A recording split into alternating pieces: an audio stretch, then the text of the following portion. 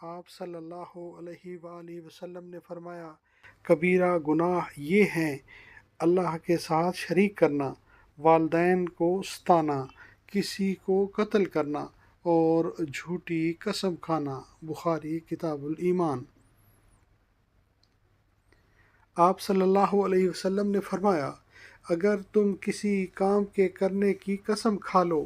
پھر کسی اور کام میں بہتری سمجھو تو اپنی قسم کا کفارہ ادا کرو اور وہ کام کرو جو بہتر ہے۔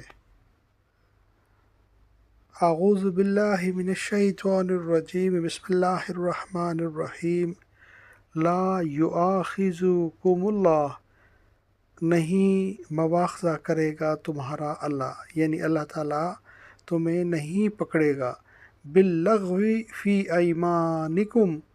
تمہاری لغو قسموں پر، تمہاری بے ارادہ قسموں پر، ولیکن،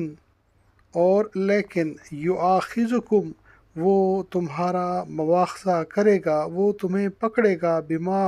عقدتم الایمان، جو تم نے ارادتاً قسم کھائی،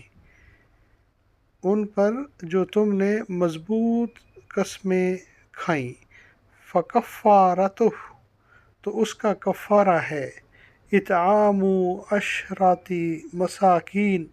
کھانا کھلانا 10 مسکینوں کو، من اوسط، اوسط درجے کا، ما تطعمون اہلیکم، جو تم کھلاتے ہو اپنے اہل و عیال کو، او کسوتہم، یا پہناتے ہو اپنے اہل و عیال کو، او تحریر رقبہ، یا آزاد کرنا ہے ایک گردن کا، فمن لم یجد فصیام ثلاثۃ ایام، پھر جو نہ پائے تو روزے رکھنے ہیں 3 دن کے، ذالک کفارۃ ایمانکم، یہ کفارہ ہے تمہاری قسموں کا،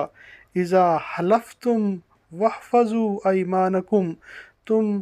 جب قسم کھا بیٹھو تو تم اپنی قسموں کی حفاظت کرو، کذالک یبین اللہ لکم آیاتہ، اسی طرح اللہ تعالیٰ بیان کرتا ہے تمہارے لیے اپنی آیات، لعلکم تشکرون، تاکہ تم شکر کرو، تم شکر گزار بنو۔ صدق اللہ العظیم۔ اللہم صلی وسلم علی نبینا محمد وآل محمد، رب ارحمہما کما ربیانی صغیرا، ربنا ھب لنا من ازواجنا وذریاتنا قرۃ اعین واجعلنا للمتقین اماما، آمین یا رب العالمین۔